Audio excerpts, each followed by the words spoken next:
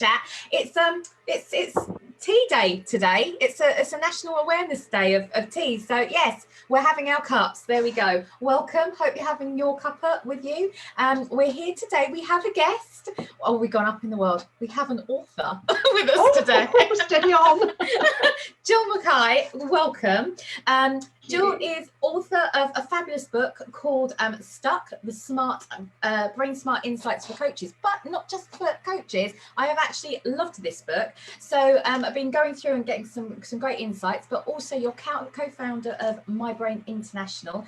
So perhaps you'd like to introduce yourself as to how you work, what you do, and how you can help small business owners like ourselves. Yeah, absolutely. Thank you for the lovely introduction. Thank you to both you and Karen for having me on the show. I've been an avid watcher of this since you started last year. It's amazing how long it's been going. So thank you. Yes, I'm Gill McKay, and thank you for pronouncing that correctly as well. So I work for MyBrain International. I'm co-founder, so I have a business partner. We are a small business ourselves, so we understand the trials, tribulations, the joys and the pleasures from working in a small business. And what we do is we help people, other small businesses, mainly coaches and trainers, to use neuroscience in their work. So to be able to take all of the wonderful outputs of neuroscientific research for them to be able to add value with their clients, because we're in a wonderful place in the world now where we're beginning to understand what's going on in fully functioning human brains, rather than having to take our brains into the lab after we've died and cut them up in an autopsy. Yeah, so we really can apply neuroscience to business. It's really useful these days. And what I particularly love about, I've started to understand it more for a couple of years now.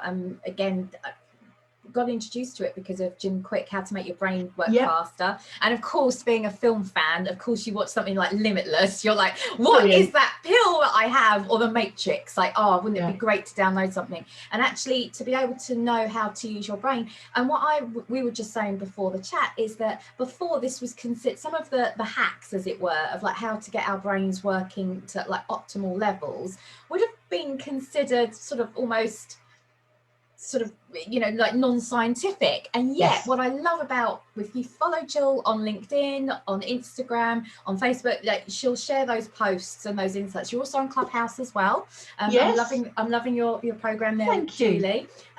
So when you follow her, it's actually really beneficial listening to actually there is a science behind this, and actually why we need to work on ourselves and our own brain health, body health, everything, in order to succeed really as a business owner, because you cannot, I keep on saying this, you cannot pour from an empty cup, can you?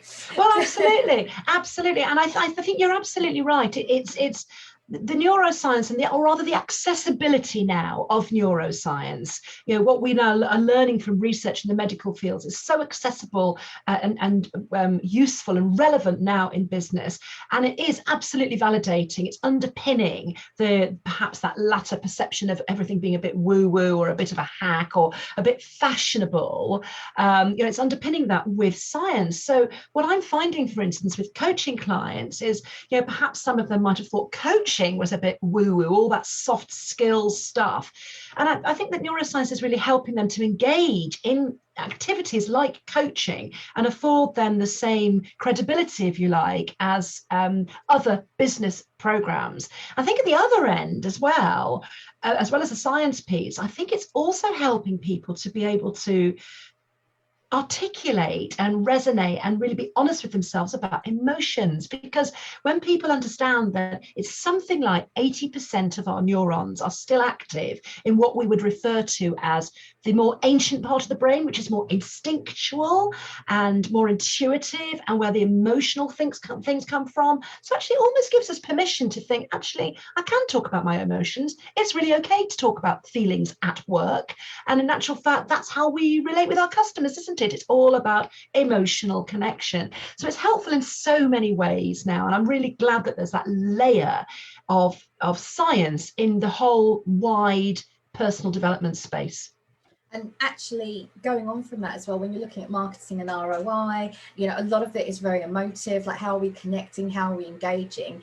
And to be able to say to clients, actually there is some facts behind why we're asking you to be more emotive, because we're very much driven on data, facts, And so really, if we could put the science behind it to say, well, in order to get that data, in order to track that, let's have a look at what's more likely to convert and maybe engage with, you know, what that outcome that we want to achieve. So it's wonderful to see it actually when you're talking about that. That's why I particularly found it fascinating, because it was like, finally there is, at least if I'm talking about emotions in marketing or how we're connecting, there is a reason behind it. So this is wonderful.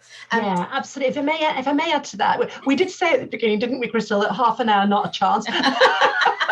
But what's really interesting from what you're saying in your world, the whole area of neuromarketing and I guess neuro selling as well, it really is coming into its own. You know, advertisers have been doing this for years. If you think about it, an advertiser would advertise or promote an Aston Martin different to a Volvo, because they're different customers. They've got different reasons for procuring those different types of vehicles. So now we have some science to allow us to metaphorically step into our clients' brains, and that's really useful for small businesses to think about. So we're going to be talking today about supercharging your focus. So again, like, sort of as business owners, what do we need to do? What brain hacks can we have? I call it brain hacks. I don't know if that's the right way of saying it, but again, maximizing our efforts. Yes. We're talking about bad habits, but also good habits, and how we can almost reprogram ourselves. Now, I totally need your advice here. So so many bad habits, and I'm trying my best, but we're going to talk through sort of some of the questions that we've got through and some great feedback that we've had, some questions on LinkedIn as well. Thank you so much for that. So first of all, you mentioned a habit audit. So that was something that pricked a few sort of like ears there. What is a habit audit? How do we do it? And, you know, like, how can we sort of evaluate how best we're working? Yeah, absolutely. But that's a big question there. And put simply, a habit audit is giving yourself permission to take some time to look at what you are doing that is serving you well and what is serving you less well. So at its simplest, it's to look at your routines. How do you run your day in your small business? What is it you do? Where do you focus your energy? Where do you focus your time? Where do you act most positively? Where do you allow yourself to get distracted? Do you learn anything from those distractions? Because, you know, sometimes being distractible, being spontaneous, being naturally creative can lead to a really brilliant idea. So we don't necessarily need to label distraction as a bad habit in every single case. So what it's really about, Crystal, is giving yourself permission to take some time and look at your current routines for both your life and your work. And just by tweaking some of your routines, you can create great change and put yourself into new routines that will serve you better for more success. Amazing. So just go through perhaps your daily sort of routine, and then pinpoint sort of, is it worth just doing a tracker one day to go, right, where is it I spent more time on one thing, or what is it that I'm doing that I perhaps could have waited until later? Just keep a track of what you're doing. Absolutely. I mean, you can do it to that level of detail, or you can, you know, you sit down and just be really honest with yourself. You can work backwards from goals. You can work backwards from, say, whether you've achieved a goal or been successful in a project, or you've missed a deadline. What was it I did? What would I do differently? And, you know, it's no big deal, really. It's just about giving yourself that time to focus on yourself. I think in small businesses, we don't do that. We don't give ourselves that luxury. And you know what? It can just be back to the cuppa. It can just be a cup of tea time where you sit and give yourself 10, 20 minutes to think about, right, what do I need to change up? And what don't I need to change up? And by the way, in the don't I need to change up, that's a pat on the back, because that means you're doing some good stuff, and to do more of it. Maybe you could strengthen that. Maybe you could spend more time in that area. What is it that is bringing you success? What is it that is limiting you? And what is it? Is there a gap somewhere? Something perhaps you need to learn? So what habits could you put in place, or small tweaks that would help you to be more successful, happier? There's that soft word, happier, but more productive, more engaged, feel more in flow, enjoy your days better, enjoy your evenings better. what is it that you can put in place? It's just good to sit down with yourself, reflect, the power of reflection, and develop a habit of reflection. Well, actually, what I loved that you talked about the book, and something that, I mean, we probably don't stress on this enough. It's funny that I'm using the word, but it's stress, and it's chronic stress. And actually, what I found interesting was that it's really useful to do the habit audit, because like you say, what's your sense of state right now? And if you're feeling burnt out, if you're feeling overwhelmed, if you're feeling grumpy, you could be doing what you love, but you can still have those down days of, oh my God, like, you know, I'm just getting annoyed. And what I particularly like the impact of stress, because in chronic stress, it can affect our brain cells to be in that chronic state. So of course, actually, by pushing on sometimes, that also isn't a good thing for us. And we, like you say, having that time out, looking at things to like go for a walk, to talk to friends, to do something else, we have to factor that in. That's a good habit. So again, that was brilliant. I really like that. So why could you perhaps expand on why habits are sometimes so difficult to change? Yeah. Because I think something that you've said before about hitting the snooze button. I'm a snooze button person. I need to change that habit. I'm trying to do everything by putting the gym shoes on the side of the bed and get ready straight away, like all those things. But you know, there are days where it's like, oh, snooze. So tell us a little bit more about why it's, you know, what's going on with us. So there's so many factors at play here. I mean, you might put your gym shoes by your bed and, you know, the most beautiful new kit that you bought to go running in the morning. But if you don't have that inherent motivation, then, you know, you'll bypass it. You'll somehow develop the habit of avoiding the sight of your gym clothes and go straight to the bathroom when you get up in the morning. So there are many layers here. And a habit is formed through repetition and practice. It's really that simple. From a brainy perspective, what we're doing as we conduct something, as we do something time and time again, we're deepening what we call our neural pathways. So we're making if you look at it like a road network, we're making the roads a bit wider. And if the roads are a bit wider, you can have more traffic on it. So from a brain point of view, you're bringing more neurons and more activity into those neural pathways. Translate that into the real world. Well, so what? What that means is that you're able to access those roads more effectively. It becomes easier for you to do it, and eventually it becomes automatic. You know, and going back to your question around, or your comment around stress, you know, we automate things to be able to create energy in our brains. It's easier for us to go into those really deep neural pathways. Let's go into them, and let's have those accessible pathways easier. Sorry, beg your pardon, my phone's going in the background. It's live. Isn't it typical when you go live that something like that happens? So to eliminate stress, it's good to have habits in place that will help us move away from that stress. And the body and the brain, they want to be able to conserve energy. That's why we put habits in place. But looping back to your question, the habit's about automatic pilot. So sometimes we don't consciously think about it. You know, if we're doing something on automatic, we're not thinking about it. And that's because they're so strongly embedded. But it's also because there is a trigger that's embedded and a reward that's embedded.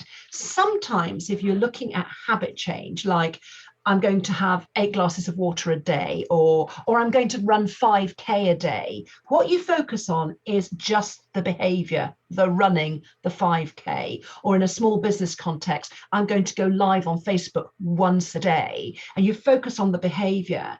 And if you don't focus on, well, what's going to trigger me, what's going to prime me into that, what's going to motivate me into that, and what's my reward, that can make it more difficult. Because what's keeping you in your current habit loops, both good and bad, is the reward you get. So let's look at an automatic habit like brushing your teeth in the morning, which I hope we all do. You know, we'll get out of bed, we'll avoid our gym clothes, we'll go and we'll do our teeth in the morning. That's an automated habit. We don't stand in front of the mirror thinking, "Ooh, should I start with an incisor or a molar?" And it's a good habit. The reward we get, nice fresh breath, and we know that we've done our teeth, and it's one of our good positive morning routines, and our brain knows that's a good thing to do, to the extent that if you missed it one morning, you wouldn't get that reward. and therefore you'd know you hadn't had that reward. It would raise it to your consciousness, and you'd think, oh, I've got to go and do my teeth. That's a good habit. So, and if we didn't have a habit for brushing our teeth or pressing the snooze button or those morning routines, we'd never get out of bed. So we're not thinking about molars and incisors, we're just brushing our teeth. However, if you have got a habit of not going live on Facebook, of just sticking with your existing social media routine, maybe you write one post a day, but as a small business, you're really looking to do live video and perhaps do more posting. What's the reward? What is keeping you in that reward loop and that trigger loop of just doing one thing a day? It's probably familiarity. It's probably because on that single social media platform, you've got some followers and it's going well. And actually, we don't want to be a beginner again. You know, it's hard to start out again. So when you're looking at changing habits, it's really important to think about, what's my trigger? What's triggering me in to doing something, and what reward am I getting? And when you think about reward, it isn't necessarily a beautiful chocolate brownie or a cup of coffee or a cup of tea, you know, or a Mulberry handbag. A reward in the brain's concept is keeping you safe and keeping you in predictable patterns. So the brain will root you into your habits, provided they're not completely contravening your values or completely contravening your health, in which case you'll get bodily alerts that give you a signal that, ooh, something needs to change. Oh, amazing.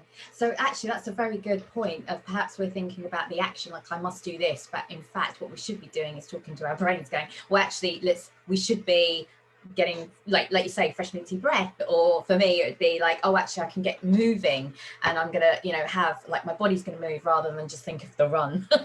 Yeah. if it was like that. Yeah. So actually, that's really fascinating to hear how we're sort of talking to our brains in a way of what we're saying and what our brain is saying back to us. Perhaps we should think a little bit further ahead. I would also love to know then, we've talked about sort of like why habits can be hard to change. What would be your tips as to good habits to adopt for business owners? Is there a set that you would say, well, I always find that this is really beneficial, like for ourselves, these are the lists that I would recommend, or is it very personal? Well, I think it's both, you know, and because again, life isn't algorithmic, isn't it? You know, it isn't a formula.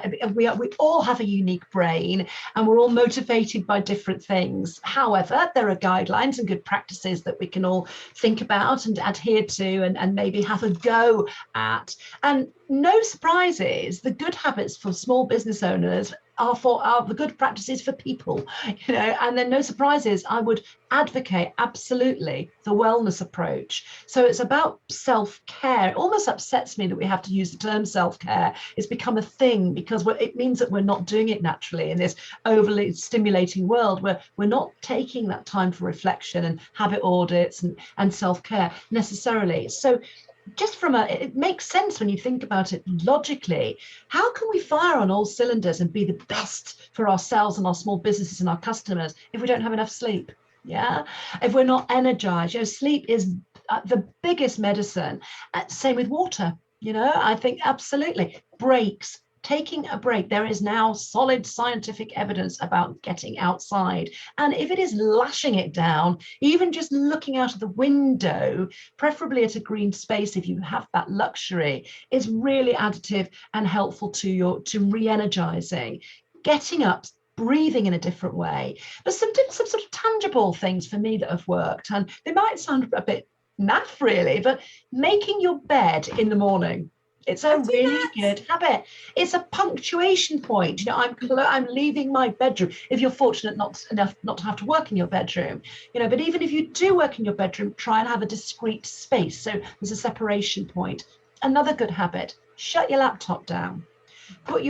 Be conscious about your social media. So I'm absolutely not in the business of knocking technology. Technology is fantastic. It's how we use technology. In fact, I'll change my language. It's how we choose to use technology that can be potentially dangerous, draining, you know, that energy drain for us, and a distraction. So having discrete chunks of time when you go on social media, for instance. You know, one of the things I do with my breaks, and I'm not necessarily advocating, it just works for me. I love learning. I'm a real curious person.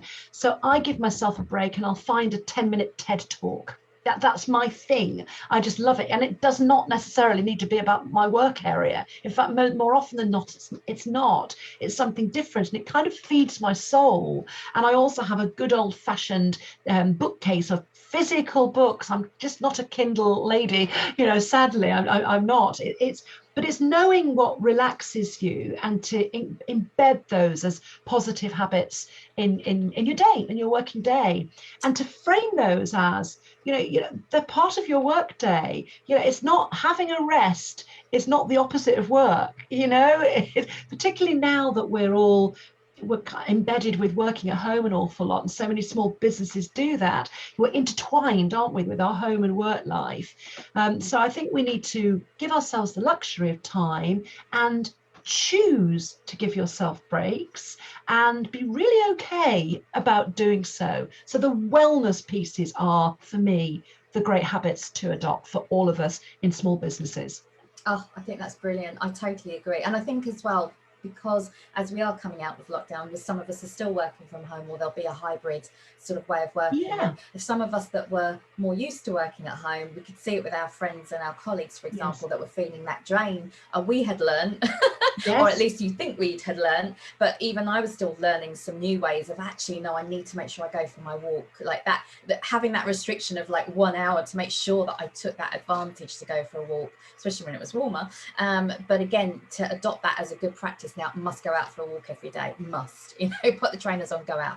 And what that time will be up to you, but yeah, it is actually a very good way of looking at it. I would also say that again, we talked about it earlier, the book that you have, we're going to give you a little plug, because I do feel like this is really helpful. And one of the things that you had said, yes, it is available on Amazon, but do you want to tell us a little bit more if we order it from you? Yeah, absolutely. So I support a fantastic small British charity called Brain Research UK. They do a lot of work into neurodegenerative disorders and stroke and Parkinson. My mum had Parkinson's, which is one of the reasons I just have so much affinity for them. And they do a lot of work with kids as well. So, and they're a small charity. So every time I sell my book directly, just send me an email or a message on LinkedIn. It'd be great to follow me on LinkedIn. I give £2 to Brain Research UK, and I enjoy sending them a nice big check or a small check, depending on how well we've done. It's great to support them.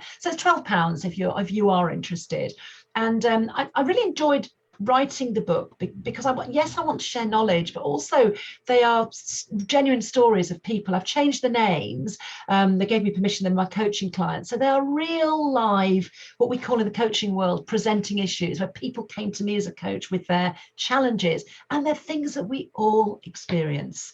So as you say, it may be written for coaches, but I think it is relevant for anybody in everyday life who, you know, sometimes comes up against a derailer in some way. Absolutely. Even I understood it. There's some like, you know, that's my big tick point. You can explain it to me sometime.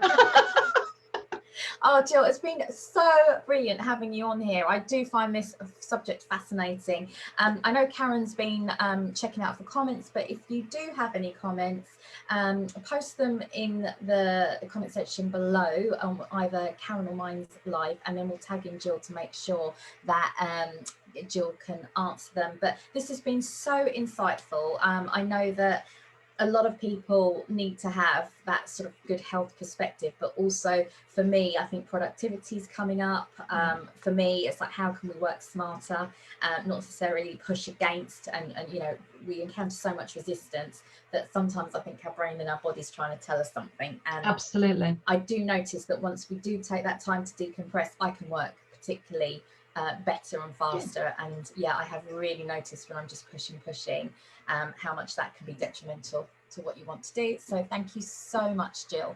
Absolute pleasure. Brilliant. Thank you guys for watching. Hope you found that useful, and again, catch us next week. Meanwhile, have a good rest of the week from myself and Karen, who is background. I know she's there, but we just thought we had to focus on Jill and what she had to say today. So yes, less of us talking. And we did well in time as well. So thank you so much, and we'll see you next week. Take care. Bye-bye. Thanks, ladies.